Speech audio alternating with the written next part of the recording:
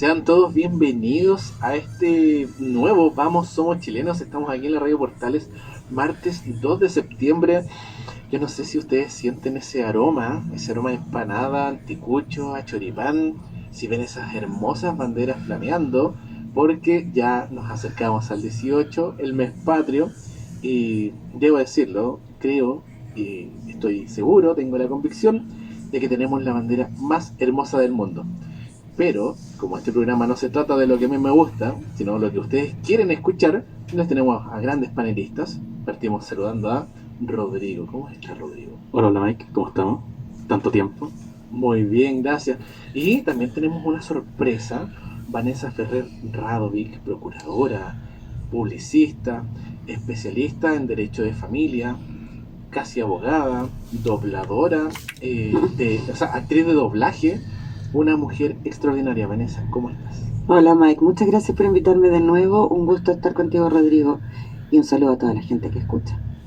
Oye, sí, así que esperamos que en este minuto todavía no van a estar en el taco, porque entendemos que aún no es horario del taco para algunos, para otros tal vez sí.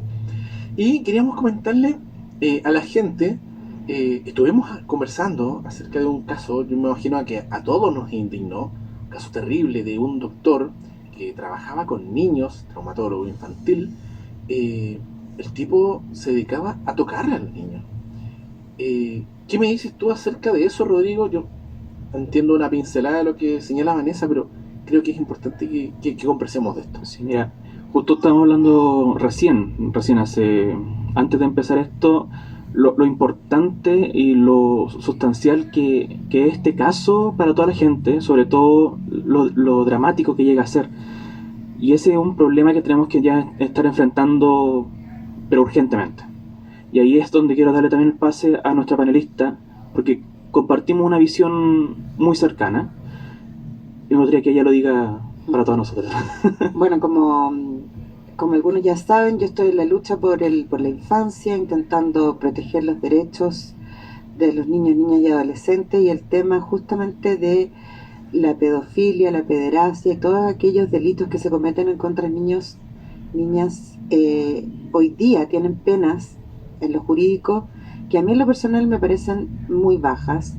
Creo que tenemos que aumentar estas penas, pero la verdad es que más allá de aumentar estas penas y seguir teniendo gente presa, haciendo uso del sistema, gastando plata, porque cada uno de estas bestias que se apresan es un gasto para la sociedad. Conversábamos de que mi postura es que aquellas cosas, no sé cómo llamarlas, porque no los puedo llamar personas, que atacan a los niños, para mí no son humanos.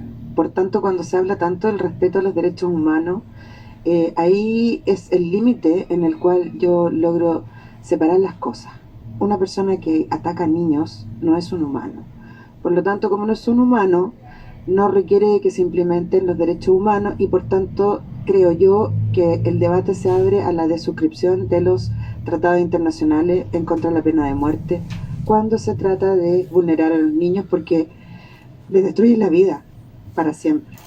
Oye, y sobre eso quería agregar, estuve revisando que hay un informe de que según escáneres cerebrales, los niños que tienen familias inestables tienen daños similares a los soldados que tienen estrés postraumático tras una guerra.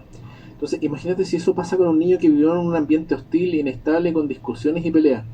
Un niño abusado tiene un nivel tal de daño cerebral que, además de que le fregaste la vida, ese niño fregado va a tener hijos, va a tener familia. Entonces, al final es un montón de gente que lo va a acompañar en la lucha en contra de estos enfermos, porque la verdad es que me gusta el término que usas tú, Vanessa, tratarlos de bestias, porque yo no creo que exista una forma amable de tratar a esta gente.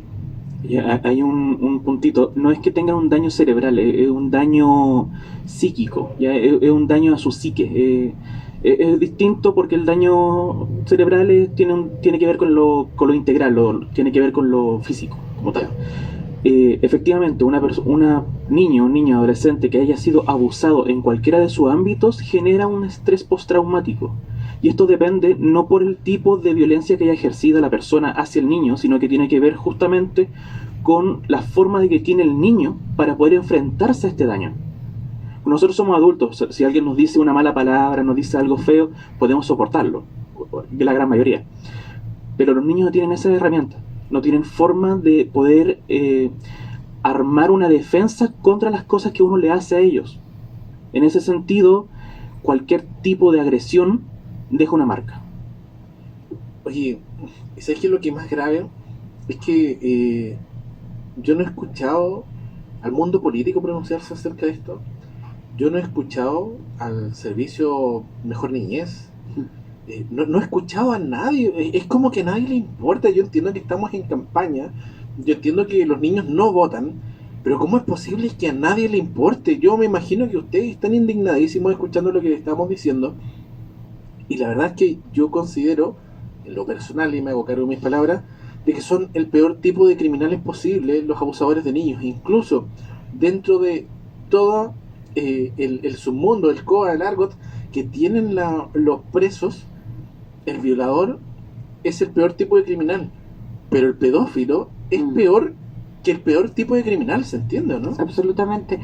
Y mira, respecto a por qué los trato como bestias, porque justamente son seres que no tienen, Rodrigo sabe mejor que yo, posibilidades de reinserción en la sociedad, que son un gasto permanente, que además hay muchos que dicen, oye, podríamos cortarle los, pero tiene boca, tiene manos, tiene de todo, es terrible hablarlo, pero es así. Y la verdad es que a mi juicio debiesen desaparecer, porque lo único que producen es gasto y la posibilidad de que salgan libres nuevamente y vuelvan a hacer daño. Ahora, respecto a lo que estábamos conversando, yo quería preguntarte, Rodrigo, según mi opinión, es lo que yo he estudiado, hay un porcentaje importante de estos niños abusados que se convierten también en abusadores. Entonces, nunca cortamos, es como los vampiros, así como que te muerden y te convertiste también. No cortamos esto mientras no hagamos desaparecer a estas bestias. Lo que pasa es que cuando tú tienes un daño tan grande, empiezas a perder cuál es el horizonte de lo que es correcto. Tú pierdes el horizonte porque no tienes forma de saber qué es lo que está pasando a tu alrededor, sobre todo cuando son tan pequeños. Es por eso que normalmente este tipo de persona que termina siendo abusada genera de nuevo este trauma, porque es la forma de llevar ese trauma que tienen ellos. Ahora, lamentablemente, este es uno de los casos que es un tercero, pero normalmente es la familia. Sí. Ya, no significa que hay que ponerle ojo a todo lo que esté pasando, pero sí estar consciente de que este es un caso aparte, que es un tema de... fue un médico, un traumatólogo, 45 años, que trabajaba en los servicios públicos más encima. O sea, es que no sabemos cuántos casos pueden salir ahora de niños que quizás nunca les llamó la atención la forma en que este traumatólogo los atendió. Uno se puede pasar cualquier rollo, o sea, llevar a los hijos al doctor e imaginarte que podrían haber sido víctimas de una tocación o lo que sea, otro terrible. Bueno, yo tengo una, no sé si anécdota contarla, pero es bastante... bueno, ahí ustedes juzgarán si es horrible, pero cuando yo estaba en la enseñanza media, yo era apoderado de mi hermano chico, ¿ya? Yo, nos cubríamos, nosotros estábamos solos. Entonces yo me acuerdo que estaba en una reunión de apoderados de mi hermano chico y de repente empiezan a salir así como con antorchas, palos y escobillones, los apoderados del curso al lado, ¿ya? Que era un curso más. Mi hermano ya no sé, en tercero y el cuarto, en este caso sería básico. Resulta que salimos todos por el alboroto y resulta que a testimonio de los niños, uno de los inspectores, que daba la casualidad que era hermano del alcalde de Los Andes en ese momento, había hecho prácticas impropias con los niños. Por ejemplo, a las niñas las hacía subirse arriba de las mesas para escribir, a los niños los tocaba para demostrar qué es lo que no tenían que hacer. Entonces obviamente los adultos entendieron inmediatamente que esta era una conducta impropia y que era un abuso. Entonces este tipo vivía muy cerca del colegio y salieron los apoderados, las apoderadas sobre todo, a pegarle. Entonces cuando llegamos a la casa, el tipo se escondió y se parapetó y bueno, cuento corto, estaban quemando la casa con el tipo adentro, ¿ya? Hasta ahí todo bien. Pero cuando llegó a la fuerza pública, bomberos, al tipo lo sacaron, lo tuvieron que apagar, rescatar prácticamente, Y en realidad la fuerza pública lo que hizo fue evitar que lo mataran. Porque la indignación, la ira y la rabia de esos padres y madres que estaban ahí, a mí me chocó mucho. No se me olvidó jamás.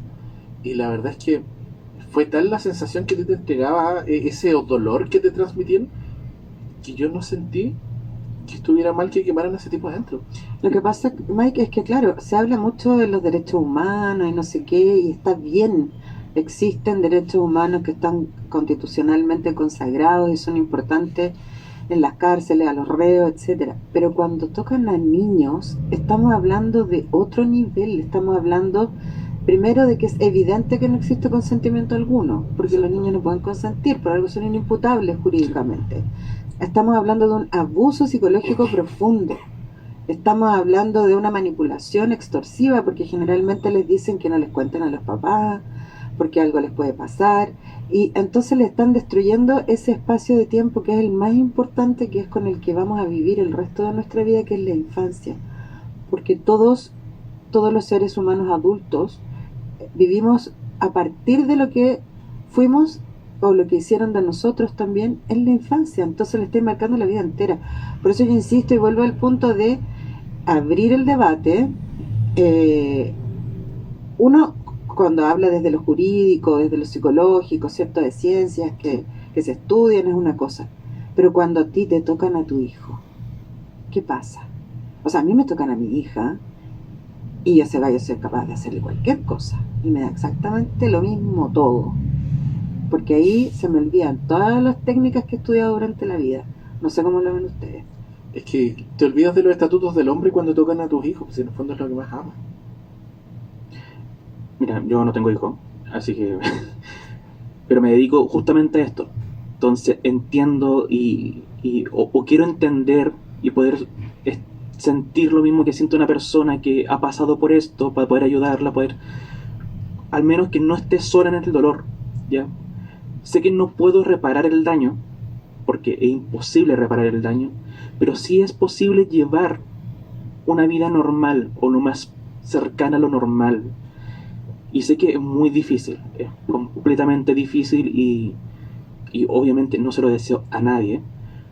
Y ojalá no dedicarme a esto. Ojalá que esta especialidad no existiera.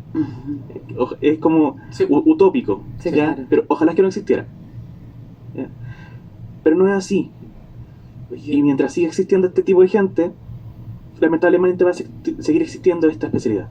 oye, Rodrigo, ya aprovechando que tú eres un experto en la materia, yo hace no mucho di con un reportaje. Resulta que existe el Día del Orgullo Pedófilo. Resulta que estos tipos se identifican prendiendo velas moradas o celeste, mira, no lo recuerdo, estaba tratando de verificarlo. Eh, yo entiendo que existe una distinción entre pedófilo y pederasta. Entiendo que en países como Alemania, las personas que tienen estas tendencias como que se autodenuncian para que el gobierno los ayude a salir de ahí, a no trabajar cerca de niños, en el fondo mantenerse alejados de su tentación, por decirlo de alguna forma muy coloquial. ¿Existe alguna evidencia de que eso funciona o realmente no hay nada que hacer con estas bestias? En términos prácticos, entre un pedófilo y un pederasta es lo mismo. ¿Ya? En términos prácticos es exactamente el mismo calaña de gente. ¿Ya? Segundo, los niños no son drogas. ¿Ya? Uno no puede pedir ayuda diciendo, oh, es que tengo una adicción a los niños. No existe eso. Y de hecho, me voy a salir un poquito del tema. Me da rabia. Me está dando rabia como igual el tema, porque se trata de justificar cosas que son injustificables. Y entiendo el punto de los derechos humanos y todo eso, pero estamos hablando de gente que le hace daño porque para ellos es lo necesario, es como una necesidad que tienen, que vuelvo a decir, no es una droga como para que digan que tengo una adicción. No. Esta es gente que de verdad está mal de la cabeza, y lo digo como psicólogo. Es que por eso son imputables. No tienen un daño, porque hay personas inimputables en la justicia, que son los dementes, ¿cierto? Está estipulado así en el Código Civil. Que son personas incapaces, que no pueden ser juzgadas, por tanto. Pero estas bestias no tienen esa calidad. porque no son dementes. El tema es que va a llegar un punto en que la gente va a decir, es que están enfermos. No, porque ellos están conscientes de lo que están haciendo. Por lo tanto, hay una voluntad, se expresa la autonomía de la voluntad, que es la parte jurídica, se expresa en la acción, con dolo. Ellos también saben que están dañando, o sea, aquí no existe por ninguna parte una posibilidad de extinción. Por lo mismo, yo, como dice, yo los ayudaría a morir rápidamente, a hacerlos desaparecer rápidamente, porque aquí lo que no se quiere entender es que se daña a un ser para el resto de su vida, o sea, para el resto de su vida, como dice Rodrigo, puede vivir con esto, pero imagínense lo que significa, me van a disculpar la expresión, pero te cagó la vida para siempre. Esto no es así como, no, hace una terapia, después la persona vive feliz. No, para siempre. O sea, el dolor va a permanecer constante en ese ser humano toda la vida, si es que no se convierte también en una nueva bestia, que pasa mucho. Entonces, ya no podemos seguir, o sea, es vergonzosa la desidia y la indiferencia que hoy día la sociedad tiene respecto a este tipo de crímenes con los niños.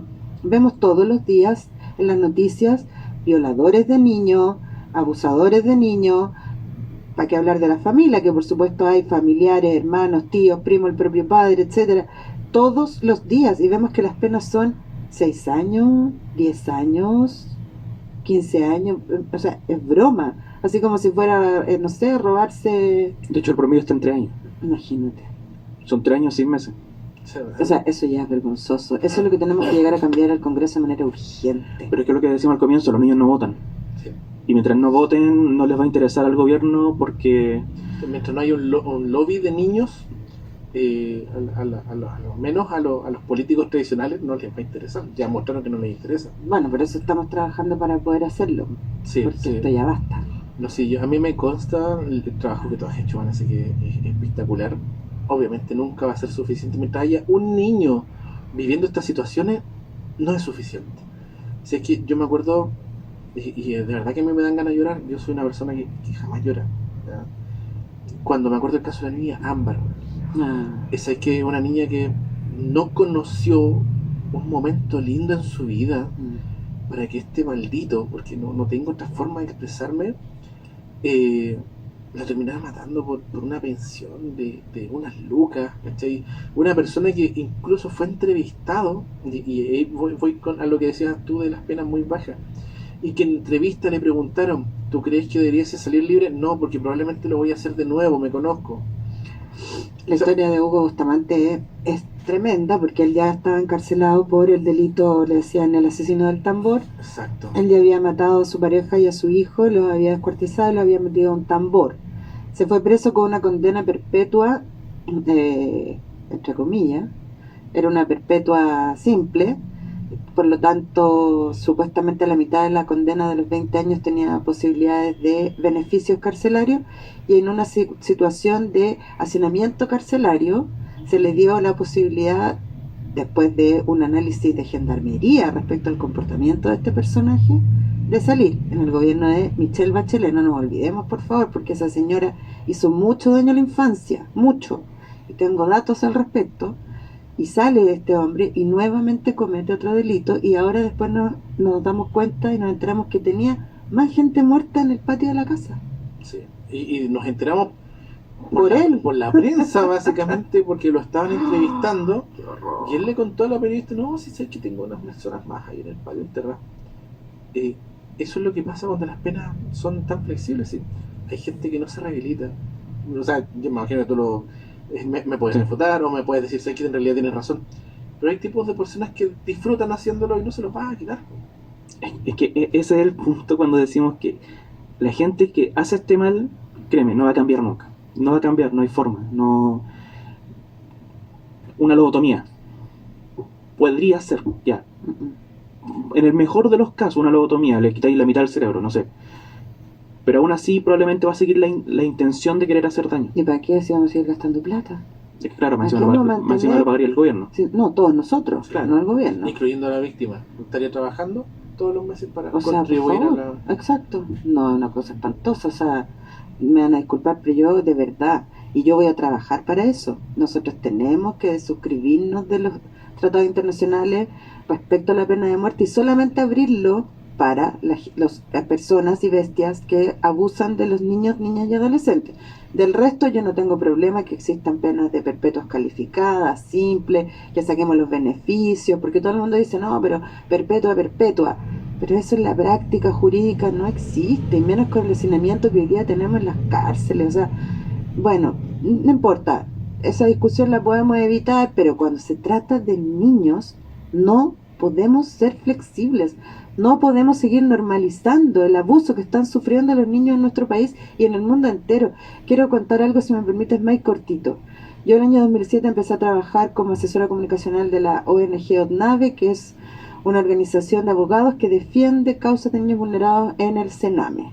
Niños que son dados en adopción de manera ilegal, niños que son secuestrados, que son violados, etcétera, y todo lo que ya la gente que nos escucha sabe que ocurre a diario en las residencias del Sename. Aquí empezamos a trabajar activistamente haciendo muchos temas de comunicación vía redes sociales en aquella época, Twitter, que estaba recién partiendo y tenía un boom, y yo empecé a recibir denuncias. Empecé a recibir amenazas de acoso, que me mandaban un mensaje, me decían, sabemos en qué colegio están tus hijas. Mira, yo te creo, Vanessa, porque yo a la vuelta de estos comerciales les voy a contar un poco acerca de cosas que yo hacía antes de lo que cosas que hago ahora. Pero yo fui activista, ya yo trabajaba con agrupaciones de hackers que se dedicaban a hacer causas benéficas. Y hubo una colaboración con la Interpol precisamente para intentar pillar nichos de este tipo de personas. La verdad es que nos fue bastante mal. Así que, bueno, este fue un bloque quizás un poco amargo, así que los vamos a dejar con una canción que nos ayuda a subir la moral, y cambiamos en el siguiente bloque a algo más positivo que nos vaya quitando este mal sabor de boca. Así que comenzamos esta pausa aquí en Vamos Somos Chilenos. Gracias.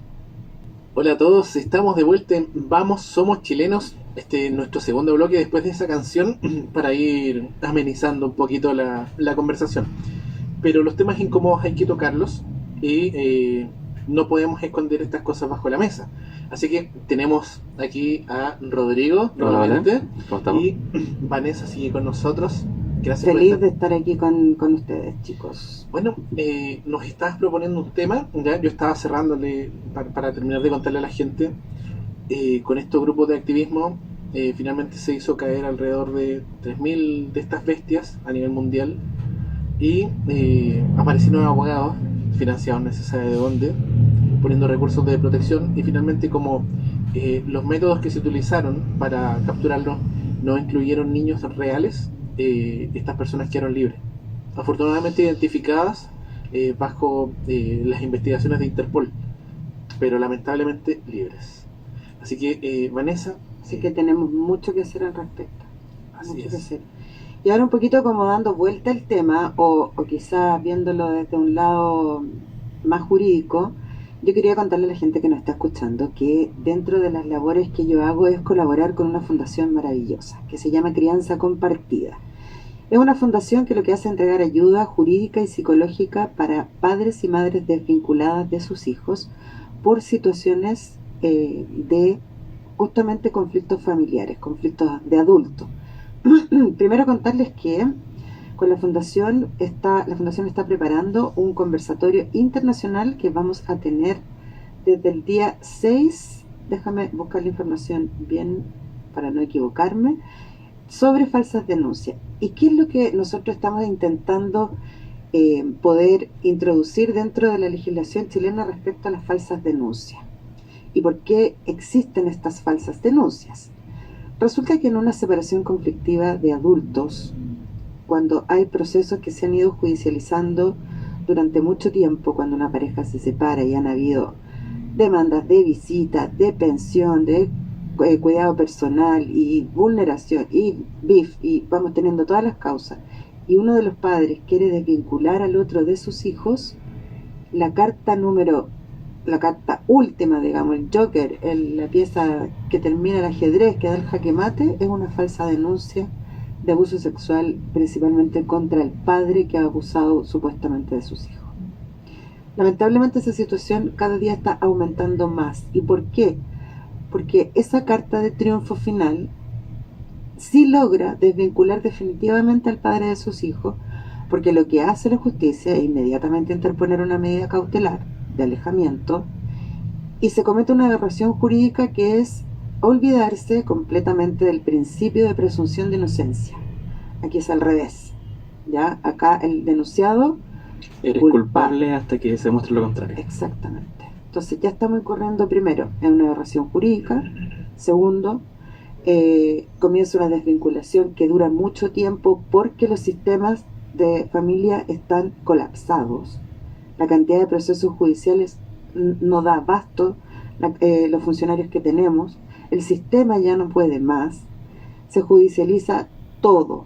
Por lo tanto, esto parte desde las familias, que es como que lo que nosotros en la Fundación también estamos tratando de lograr, conversar mucho e intentar que ojalá solo los casos que realmente requieren de judicialización lleguen, y no todos, porque estamos saturando los tribunales y cuando ocurran estas situaciones como una falsa denuncia se pueden demorar entre 1 año, 2 años, y ya en 2 años un niño, por ejemplo, de 3, 4, en 2 años más ya se olvidó de quién era su papá, ya no lo conoce. Y así esto puede seguir y seguir y seguir, y una cantidad de elementos que van intoxicando el proceso, supuestos peritajes que no están bien construidos.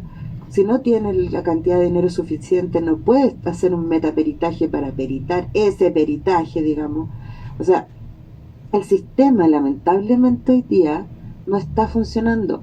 Los órganos que están supuestamente ayudando a los procesos de familia, los PPF, los PRM y todos estos programas anexos, en vez de estar siendo un apoyo real, se están convirtiendo en una automatización con informes de copy-paste, donde finalmente esta desvinculación se produce y cuando después de muchos años, que puede ser 1, 2, 5, 10, porque hay muchos padres que han ido presos por supuestas falsas denuncias, ya el niño creció, ya no conoció a su papá, y lo más triste de todo es que cuando este niño es grande y se da cuenta que fue alienado parentalmente, es decir, que lo manipularon psicológicamente para que mintiera, porque si no mentía dañaba a la mamá, entonces se le causaba una culpa, ¿cierto?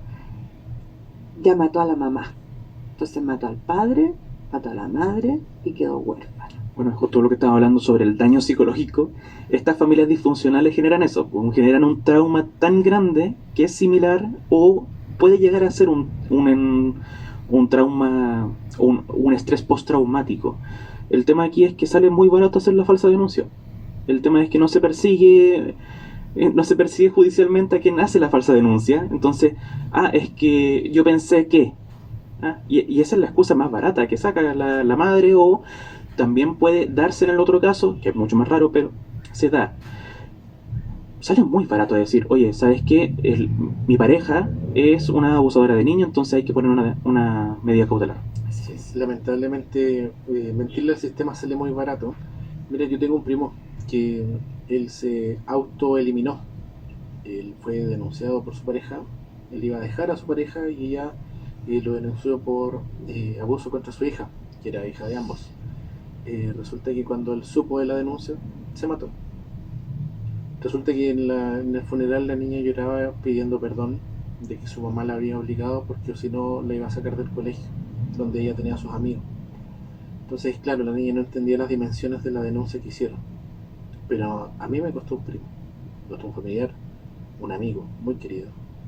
Me acuerdo cómo sufría mi viejo, cómo sufrían mis tíos, el resto de mis primos. Y resulta que tampoco era ético denunciarla a ella, porque ¿qué pasaba con la niña? Si ya perdió a su papá, no lo podéis dejar sin mamá. No, Entonces, y la otra opción es darle ese niño al Estado, entonces... claro. ¿Dónde es ¿cachai? peor? Claro. Mira, lo que nosotros estamos proponiendo es lo siguiente, un proyecto de ley que esto va más hacia el lado penal, digamos, pero que la persona que denuncia falsamente, si se comprueba que esta denuncia era falsa, se le dé la pena que hubiese tenido el victimario en caso de que hubiese sido cierto. No sé si me estoy explicando bien. Sí. Sí, se entiende bien. Ya. Por ejemplo, tú, Mike, cometiste un abuso sexual contra mí, falsamente, ¿cierto? Te debieran dar 5 años, porque nada, es súper poco aquí en este país, ¿cierto? Si se descubre que yo inventé esa denuncia, yo me voy con 5 años. Sí, me parece que es un buen incentivo para evitar las falsas denuncias, porque imagínate lo que conversábamos antes. Las penas son bajas, pero para un inocente es mucho tiempo. Por lo tanto, no podemos mal utilizar herramientas que son para proteger la niñez para hacerle daño a tu expareja, porque está enojado, porque está enojada. Me parece que como personas tenemos que estar por sobre de eso.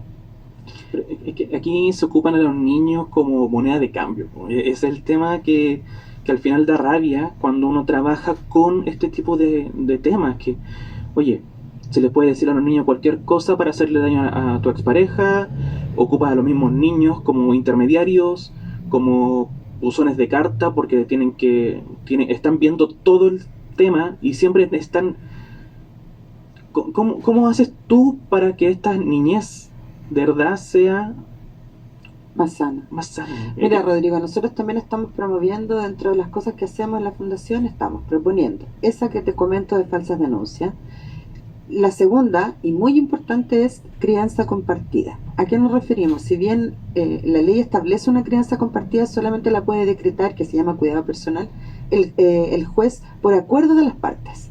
¿Ya? El juez no tiene potestad jurídica para decretar un cuidado personal compartido, aunque se den todas las condiciones. Es decir, aunque los padres hayan pasado por un peritaje psicológico y tengan las habilidades parentales necesarias, aunque ambos padres tengan la situación económica necesaria, tengan el tiempo, tengan todo, el juez no lo puede decretar. Y siempre hay uno que se opone, que quiere desvincular al hijo, porque no ha sido capaz de trabajar su dolor personal adulto relacionado generalmente con la causa del divorcio, que en la mayoría de los casos es infidelidad o falta de querer, como diríamos en la Ferte, ¿cierto? Como ese adulto no ha sido capaz de trabajar un tema que es propiamente adulto, no sé si inconsciente o conscientemente, involucra a los niños en esto, lo convierte en un monstruo, Sí. y no solamente él me fue infiel a mí, sino que le fue infiel a los niños, le fue infiel al proyecto de familia, y no. El adulto tiene que entender que la infidelidad es un tema de pareja, que un infiel o una infiel puede ser una excelente madre o padre, que esto no tiene que ver con los hijos. Las habilidades parentales no se miden por si es fiel o no es fiel. Entonces, ese tema adulto no lo trabajó lo suficiente y por lo tanto quiere desvincular a esos niños como una forma de venganza, de castigo, sin darse cuenta que los más dañados están siendo sus propios hijos. Una acotación, no es que estamos diciendo que para ser buen padre hay que ser infiel, por si acaso, ¿ya? Puede darse también una mala interpretación de Sí. esto. Sí. No, es que son cosas distintas. Mira, una vez un tipo eh, medio torpemente me dice: no existen las buenas mujeres, solo existen las buenas madres. Y yo lo que le dije fue: entonces afina el ojo, amigo, porque lo que tú estás buscando o lo que estás entregando no es lo que tú quieres. Entonces, no generalice, no tiene nada que ver una cosa con la otra. Pero me cuelgo de esa frase para decir: una cosa es como madre y otra cosa es como pareja. Exacto. ¿Y saben por qué se los digo, chiquillos? Porque a mí, yo recibo mucho hate de los movimientos feministas. Muchos, ¿ya? Porque no logran entender que yo no me estoy refiriendo a hombres que sean violentos, agresivos, vulneradores, que hayan cometido delitos. Me estoy refiriendo a las separaciones por causas comunes, digamos. ¿Y por qué hablo generalmente de la infidelidad? Porque también existen causas como que ya no te quiero como amigo, tenemos proyectos distintos, crecimos y ahora cada uno está por su lado y en realidad ya no me interesa estar contigo como pareja, el cariño se transformó, ahora te quiero como amigo, miles de causas. Y a esas causas en particular nos estamos refiriendo. La crianza compartida es necesaria para los niños. Entonces lo que queremos es que el juez tenga la facultad de poder decretarla. Ese es el segundo proyecto. Y por último, que se reconozcan las prácticas de alienación parental en la justicia chilena como causa de vulneración infantil y de violencia intrafamiliar. En otros países sí está reconocida y en Chile no. Bueno, a mí me parece perfecto. En el fondo, cuando nosotros hablamos de cuidar la infancia, tenemos que hacerlo bien y de forma integral también. Incluso, ahora que es importante que tocas el tema de la violencia contra la mujer, la violencia doméstica dentro de la familia, eh, hay un trabajo que yo estuve haciendo con un grupo de personas acerca de algo que se denomina la oficina de las masculinidades. En el fondo, lo que busca es que cuando tú sancionas fuertemente a un tipo que le pegó a su polola, a su mujer, en el fondo queda ahí pues, en una denuncia hasta que llega al punto de la muerte de esta chica porque el tipo la mató y nadie te devuelve a esa mamá, a esa amiga, a esa mujer. Entonces lo que nosotros estamos planteando de que haya un punto en el que cuando haya una denuncia, por mínima que sea, existe un ciclo de terapia que tenga que tomar obligatoriamente esta persona para poder tratar, porque hay un tema no resuelto, es evidente. Se supone que hay, Mike, se supone que existe. Mira, yo estuve averiguando acerca de eso y aquí en la quinta región al menos solamente existe una en Limache. Claro. Le falta financiamiento, Es que ese es el problema. muy pocos cupos y además están por cerrar. No, es que ese es el gran problema también. El problema es que necesitamos existen las terapias. A ver, por ejemplo, en el caso de una violencia intrafamiliar, que me tocaba varias veces, se manda al violento, digamos, a una terapia psicológica para que reconozca que él es violento, que entienda que los sesgos de género ya terminaron, que estamos en otra época, que tienen que dejar de... Ya. Le dan terapia 1 año. ¿Dónde hace la terapia? Claro, no hay dónde. No hay. Antes había unos programas en Cernamec que tenían estos cursos, ahora no existen. Entonces, ¿qué pasa? Tiene que hacerlo de manera particular. ¿Ya? El que no tiene plata no lo va a hacer nunca, obviamente. Y el que algo de plata tiene, podría llamar a una psicóloga amiga y decirle, o un amigo, y decirle, oye, hacemos unos certificados cada vez en cuando y vamos subiéndolos para que ya cumplí con esta cuestión. Entonces, acá hay un problema sistémico profundo y nadie audita si eso o fiscaliza si eso es real o no. Si no tenemos programas, ¿cómo estamos entregando ese tipo de apremio o de condena, de sentencias si no tenemos cómo hacer cumplirlos? No hay cursos antiviolencia de género. Sí, que a mí me llama mucho la atención de que sí, está bien castigar fuertemente al femicida, pero no nos devuelve a esa mujer que se perdió. Entonces, mira, yo he perdido tengo una amiga que yo perdí, me dolió mucho, la mató su pololo.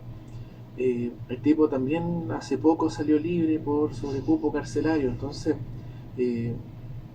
ella estaba embarazada cuando la desvivieron y la verdad es que fue muy fuerte, fue una experiencia que a mí me devastó, éramos mejores amigos, de hecho esto pasó cuando yo estaba saliendo de la enseñanza media y la verdad es que no hay cómo justificar lo que hizo este desgraciado, pero el tema está en que quizás si hubiese habido una instancia donde él lo obligaran a tomar terapia, a controlar su ira, porque entendamos que esa ira la está enfocando contra una persona porque la ve más débil quizás, pero no hubo una instancia donde él pudiera darse cuenta, trabajar en eso y encontrar algo que le permitiera canalizar esta energía de forma más positiva. En este minuto yo tendría a mi amiga, su hijo tendría a su madre tendría a su hija, y así el mundo se transforma en un mejor lugar en fondo para vivir. Mira, voy a dar 3 numeritos que son del Estado. 1455, Fondo de Orientación y Ayuda para Mujeres Víctimas de Violencia. Está el número... Por favor, hagamos una pausa, repítelo Sí. desde el principio. 1455, Fondo de Orientación y Ayuda a Mujeres Víctimas de Violencia. El segundo número que voy a dar es el Fono Familia de Carabineros de Chile, el 149. Y el tercer número es la línea 100, ya del Ministerio de la Mujer. Funciona las 24 horas. Son los 3 números que yo puedo dar en este momento, ya, que son para cualquier persona que esté siendo víctima, pueda llamar. 145, Fono de Orientación y Ayuda a Mujeres Víctimas de Violencia, el 149, Fono Familia de Carabineros, y la línea 100, ¿ya?, del Ministerio de la Mujer. Oye, Rodrigo, siempre tú te sacas estos tremendos datos que son muy útiles. Estos fondos de ayuda sirven para la gente que a veces tiene miedo o no sabe qué hacer y está viviendo en una situación de este tipo. Por favor, no se callen, busquen ayuda.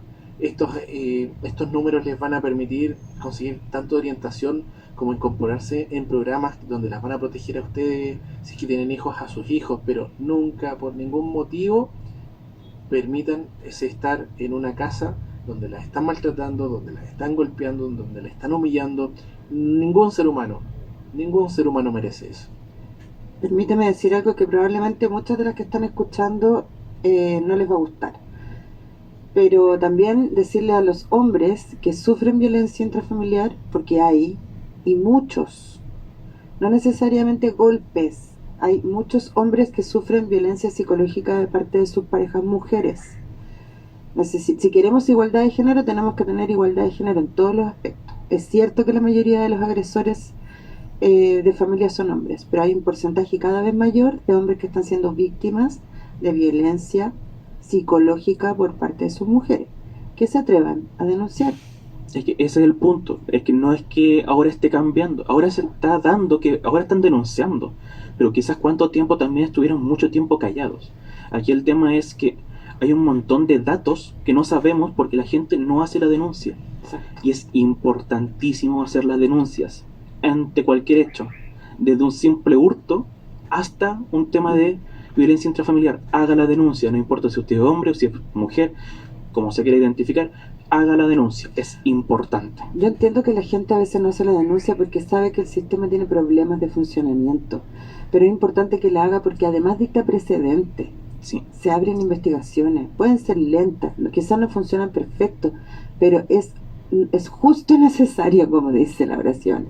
Deben hacer las denuncias, pero también, como decía recién, invitar a los hombres que están siendo violentados psicológicamente por sus parejas, que se atrevan a denunciar, que estamos en otros tiempos, que existe la violencia de género inversa y que cada vez se está ampliando más, que están siendo sujetos de amenazas de si no me haces esto te voy a denunciar como que me violaste o como que me vulneraste. Están siendo chantajeados y extorsionados. No tengan miedo y denuncien. Y no esperar hasta que sea muy tarde, ya no esperen hasta que sea muy tarde. Si usted está teniendo dificultades en la relación que sabe que no van a arreglarse, sepárese, por mucho que uno quiera mantener el vínculo, y este otro tema, yo me dedico igual a la terapia de pareja, y uno de los elementos más centrales es la propiedad. Yo me siento dueño de, y pasa para hombres y mujeres, yo me siento dueño de la vida de la otra persona.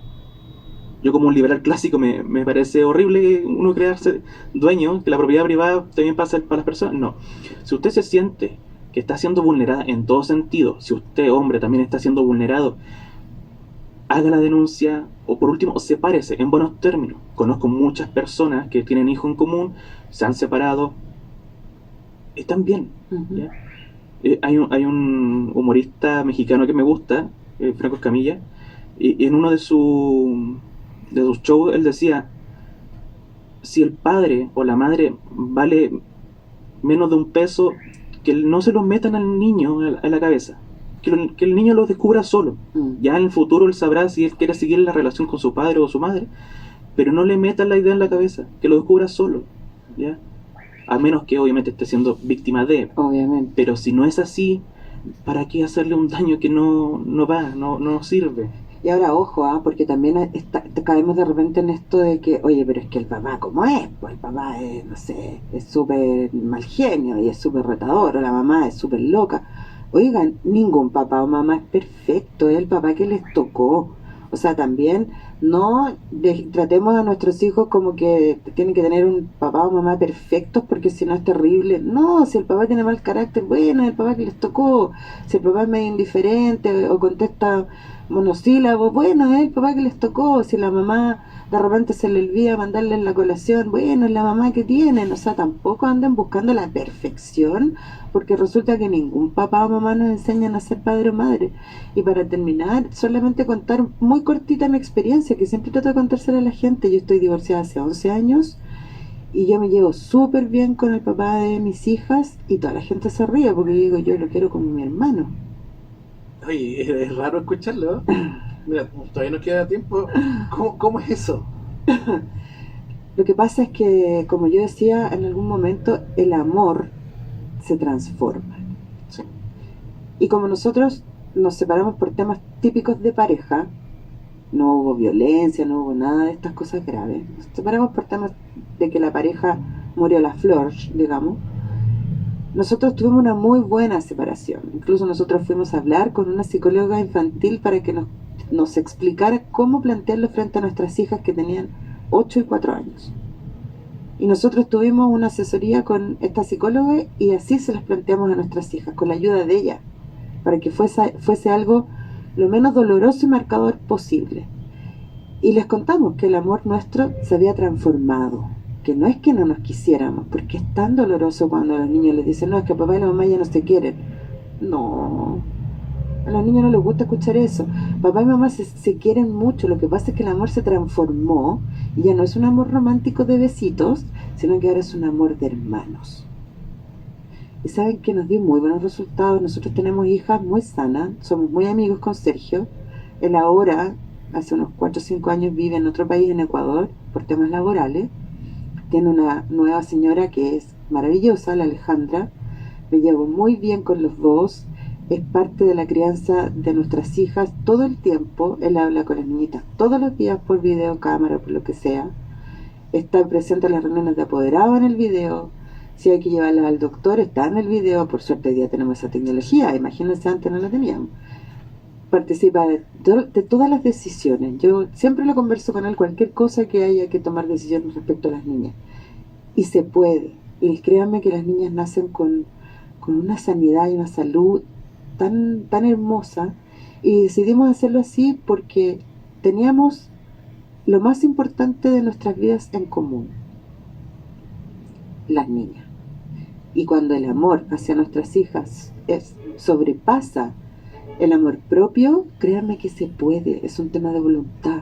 Al principio sí, es horrible, uno se separa y tú querés que te molesta hasta que respire el otro. Te molesta todo, te molesta cómo se viste, cómo se suena, cómo huele, después que estuviste 11 años viviendo con al lado y roncando y no te molestaba. Ahora sí. Que respire te parece espantoso. Pero no importa, porque eso con voluntad y con amor hacia los hijos puede pasar. Y además que saben que yo se lo comentaba en algún momento a Mike, no solamente con los hijos, porque después uno se va dando cuenta que uno a esa persona la quiere mucho, porque por algo te casaste algún día con ella, ¿no? Exacto. Oye, bueno, ya se nos está yendo el tiempo. Yo tengo un compromiso con unas amigas de A La Vanguardia, una tienda que está ubicada en 2 Oriente 1186. Ya, es una tienda maravillosa. El día sábado cumplieron 4 años, fue su aniversario.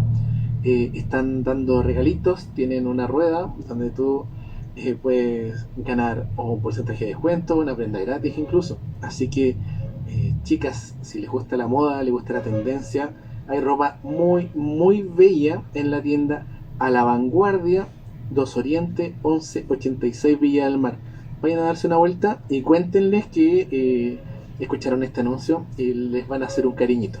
Así que bueno, nos ¿Alcanzó a despedimos. pasar un datito corto? Muy corto. Sí. Los quiero invitar al Conversatorio Internacional de Falsas Denuncias para Chile, que hace la Fundación Crianza Compartida, del día 8 al 11 de septiembre a las 19 horas. Yo voy a estar moderando el día 8 y voy a presentar a Javier Rebolledo, el escritor del libro Falsas Denuncias. Así que si quieren más información, entre al Instagram de Fundación Crianza Compartida.